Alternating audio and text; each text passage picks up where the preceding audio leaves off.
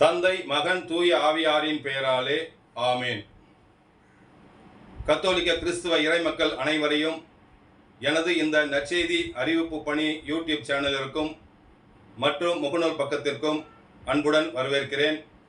இன்றைய பதிவில் உங்களிடையே குறைவான ஞானம் கொண்டிருப்போர் கடவுளிடம் கேட்கட்டும், அப்போது அவரும் ஞானத்தை கொடுப்பார்.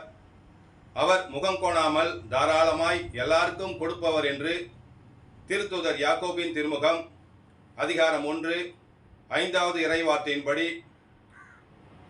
ஞானத்தோடு கற்று இந்த நற்செய்தி அறிவிப்பு பணியை செய்வதற்கு ஆண்டவர் நீதிமொழிகள் ஞான நூலில் அருளிலுள்ள ஞானம் பற்றிய அறிவுரை கவனத்துடன் கற்று உங்களுக்கு நற்செய்தியாக அறிவிக்கிறேன். நீதிமொழிகள் ஞான நூல் அதிகாரம் 8 இறைவார்த்தைகள் 1 முதல் 11 முடிய. ஞானம் அழைக்கிறதன்றோ, மெய்யறிவு குரல் எழுப்புகிறதன்றோ.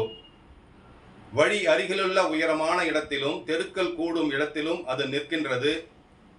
நகருக்குள் நுழையும் வாயில் அருகே நகர வாயிலை நெருங்கும் இடத்திலே அது நின்று கொண்டு இவ்வாறு உரக்கச் சொல்லுகிறது: மானிடரே, உங்களுக்கே நான் இதை உரைக்கின்றேன், ஒவ்வொரு மனிதருக்கும் சொல்கின்றேன்.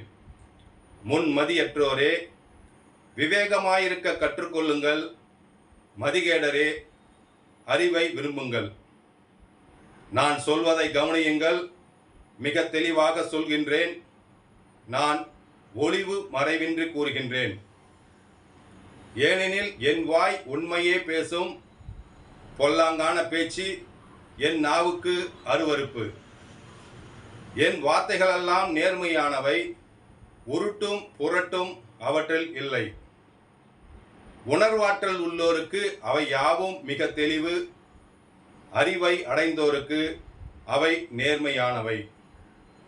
வெள்ளியை விட மேலாக என் அறிவுரையை ஏற்றுக்கொள்ளுங்கள், பசும் பொன்னை விட மேலாக அறிவை விரும்புங்கள். பவளத்திலும் ஞானமே சிறந்தது, நீங்கள் விரும்புவது எதுவும் அதற்கு நிகராகாது. ஆண்டவரின் அருள்வாக்கு. கிறிஸ்துவே உமக்கு புகழ். தந்தை மகன் தூய ஆவியாரின் பெயராலே ஆமேன்.